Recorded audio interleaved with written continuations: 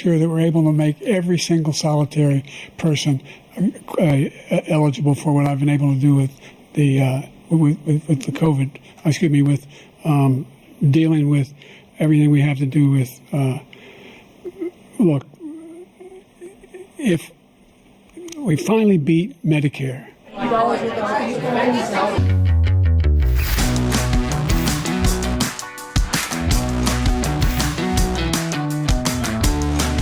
So Biden has a cold.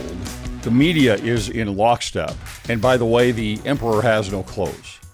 This episode is brought to you by Cardio Miracle. This is the supplement that I take every single day because the supplement works. There are a lot of supplements out there that I've tried here and there, but rarely do you find something that actually gives you hard evidence, data, labs that change based on the usage of the supplement.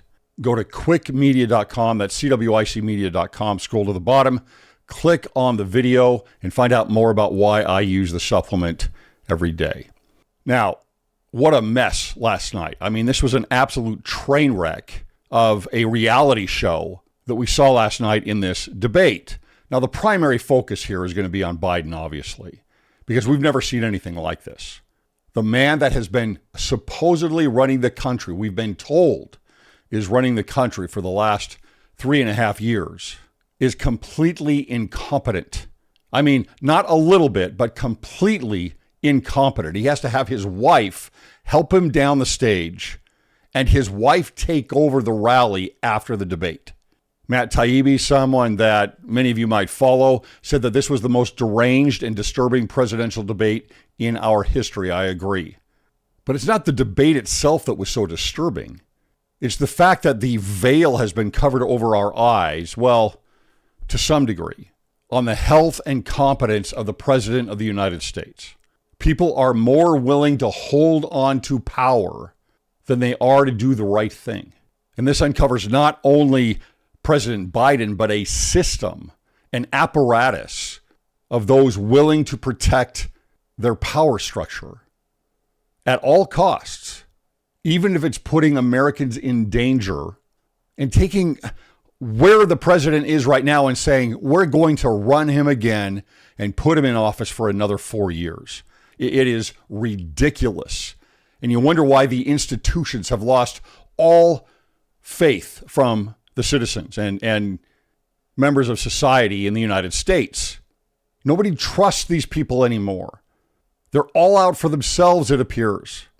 The politicians, the lobbyists, the media, the institutions, they're all in on this together. And the funny thing is they can lie to others about this, but then they start lying to themselves and they start believing it themselves. Barry Weiss over at Free Press said the following: rarely are so many lies dispelled in a single moment. You know, it's interesting how lies, the veil again is pulled back from things. The curtain is pulled back. They should have never agreed. Well, they should. But, you know, politically speaking, they should have never agreed to do the debate. She says, rarely are so many people exposed as liars and sycophants. Last night's debate was a watershed on both counts. It was a catastrophe for an entire class of experts, journalists, and pundits. It's not just them. It's the entire apparatus who have, since 2020, insisted that Biden was sharp as a tack, on top of his game, basically doing handstands while peppering his staff with tough questions about care for migrant children and aid to Ukraine. Again, it's obvious that the emperor has no clothes. Watch this mashup that comes from 12 days ago. Start your tape right now, because I'm about to tell you the truth. And F you if you can't handle the truth. This version of Biden is the best Biden ever. She knows so long as she was 9. In fact, I think he's better than he's ever been. President Biden has a photographic memory. His understanding and mastery of a complicated geopolitical situation, remarkable. He is sharp, intensely probing, and detail-oriented and focused. Totally focused. He's very sharp. They say he's sharp in meetings and so on. Very lucid. Well, ageism is an issue.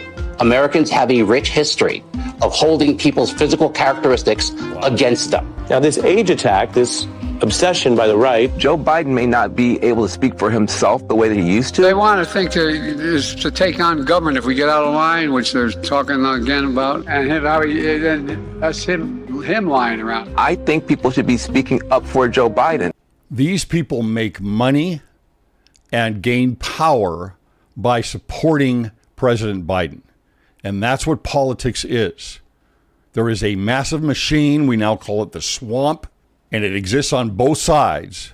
But the swamp is much deeper because the institutions of the United States of law, education, media, Hollywood, news, big business, DC itself, the intelligence agencies, these institutions are all wrapped up telling you that the emperor's new clothes are amazing. I happen to be watching the CBS stream of the CNN debate.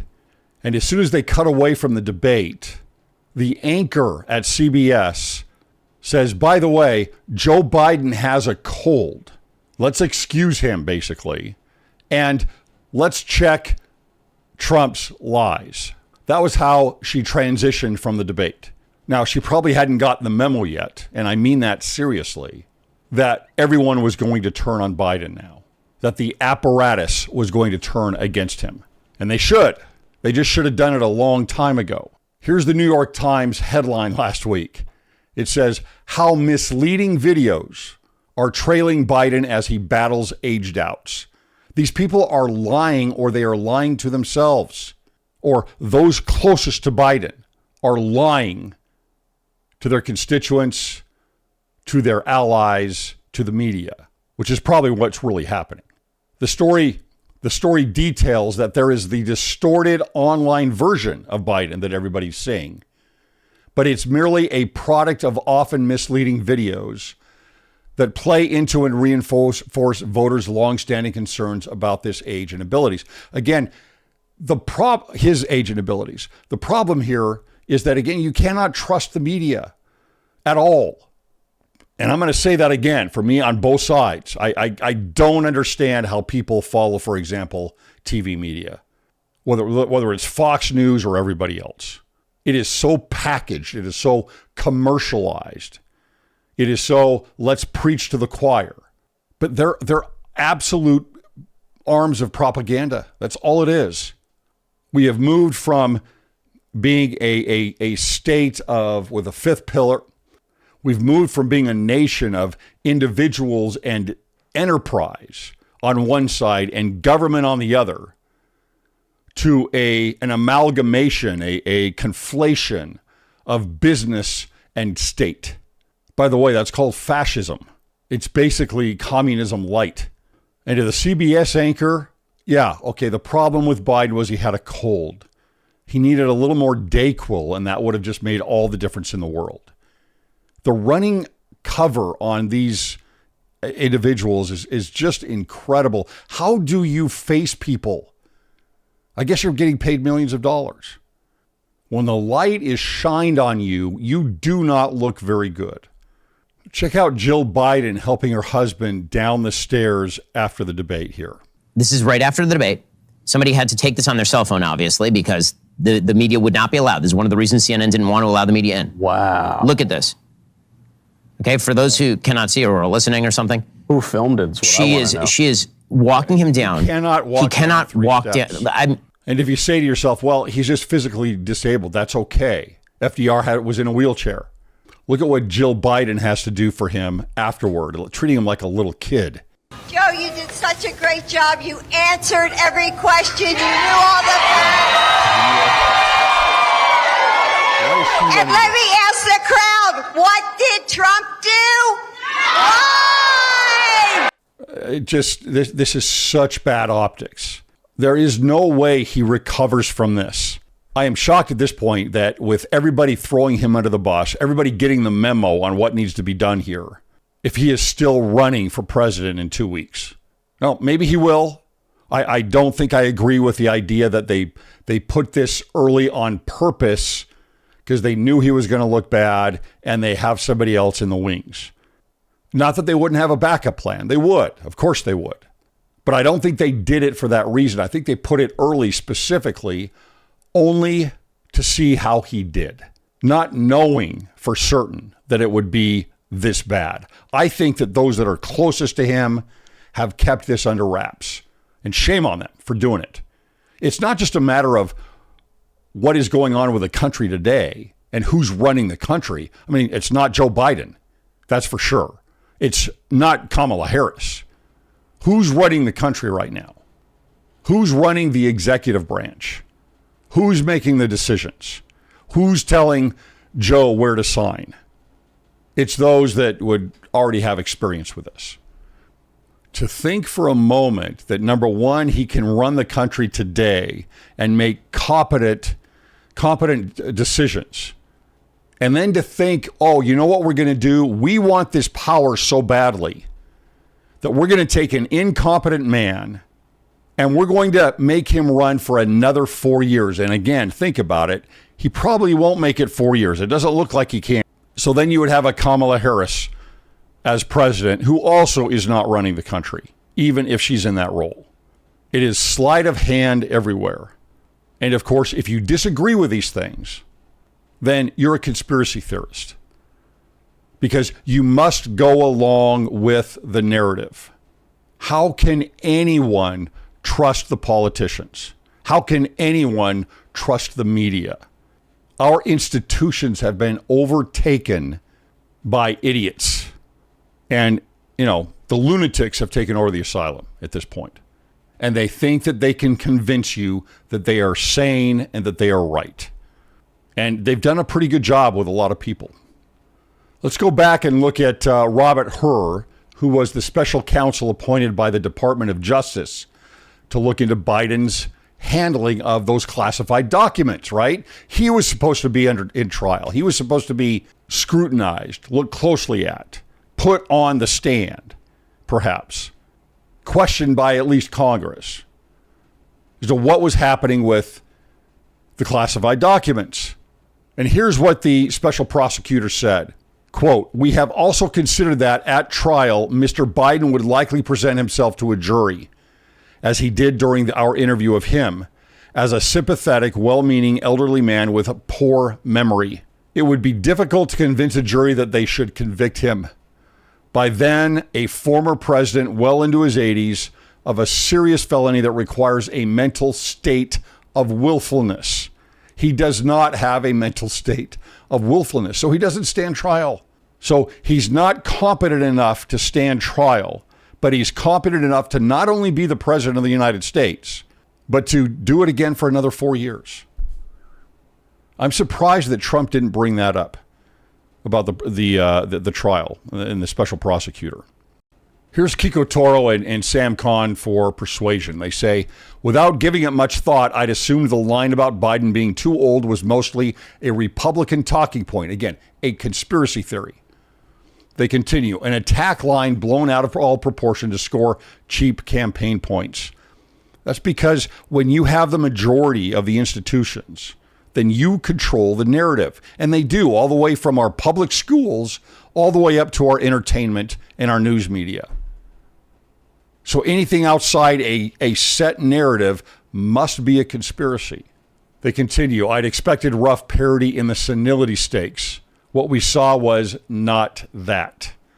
No, we saw what is. We saw what actually is. An absolute disaster for the country, an absolute disaster for the Democrat Party. They may hemorrhage many supporters because of these lies." Early polls asking who won the debate have Biden at 33% and Trump at 67%. That's an incredible number. And again, these debates typically don't matter. This one does. And about those Emperor's New Clothes, Ben Rhodes, right, left-wing political commentator, says, "Telling people they didn't see what they saw is not the way to respond to this," as the CBS anchor Nora O'Donnell did. And here's the thing, right? The guy's been practicing for a week. He went to Camp David. They focused on him day after day after day, all day long, between naps, to prepare him for this debate. This is where he needs to be at his very best. This was his very best. It's not just a senior moment. This is who he is. Imagine what he's like when he's not at his best, which is probably most of the time, when he's not amped up on whatever they're giving him. And don't be naive to think that he's not being given something. So here's Chris Wallace trying to tell his colleagues, look, this is the best that we got. You need to face this. Listen to what he says here. But what accounts for someone with so much experience doing so much preparation and this being the outcome? Honestly, I think the question answers itself. He wasn't capable of doing any better than he did. He had There's a world where he prepared to not go over the 2 minutes. He was incapable tonight on the biggest of stages that he sought. He, in effect, dictated, and with all of that preparation, he was incapable of doing better than he was. And you can't come back from that. You can't be on a stage where tens of millions of Americans watched you and come up empty. Right. And that's what he did tonight. And that is absolutely true. You cannot come back from this. There's no way. And that's why he's not going to remain. I cannot imagine. Maybe they're that stupid. I don't know. I cannot imagine that they have not announced another candidate within the next 2 weeks. Put the foot down and said, look, Joe, this isn't happening. Sorry, you had your run, and all of you had your run that are with you. It's over. And again, this is a symptom of a much larger problem. It's not just Joe Biden. It is the system that is now in place that runs, it's the machine that runs politics, that runs the country. It is the elites that have put themselves into the political class that says, we know better than you. And our buddies at the institutions, the big business, education, law, media, healthcare, right? We are all together as the elitists here running things. And we will put the curtain over the eyes of the citizens as long as we can if we can remain in power. It's sad. It's really sad. But, water runs downhill, right? Entropy happens in everything. It happens in society. And frankly, the two-party system in the United States is a sham. The control that these parties have, the special interests, the money that is put into the pockets of the major players, including politicians. Go look at where these politicians are when they get elected in their net worth and where they end up when they're done. These are not just civil servants. Some of them I'm sure are great, but it is a club. It is the most elite club in the world. Finally, what do you do with Biden from here on out, aside from removing him from the campaign, if that's what they're going to do? How much more time in front of the camera are they going to give him on new policies and votes and diplomatic discourse? Every time they bring him in front of the camera, they not only risk another senior moment and a display of his incompetence, but it's a reminder of this debate, and it hurts their party. Are they going to put Jill out in front of the audience? In front of the cameras, with Joe standing there next to him saying, Joe, you did such a great job. You've accomplished so many things. We are living in a farce, and things need to change. It's not hard to sense, to feel what is happening. And I don't mean this as a conservative versus liberal thing. We have taken the elitists, those that are at the highest level of income, those that are at the highest levels of power, and we have put them in, combined them into this big political class to run everything. And there are very few people with boots on the ground, with common sense, and a direct tie to the everyday Joe and Jane. And quite frankly, that's happening with everything. Everything. A bunch of managers up here and everybody else way down here. This is going to be a very interesting time here running up to November. And you know me, I don't really play politics much. I'm not into the party system. I'm not into the candidates. But the cultural impact, the state of where we are, that's what's important to me. Thanks for listening.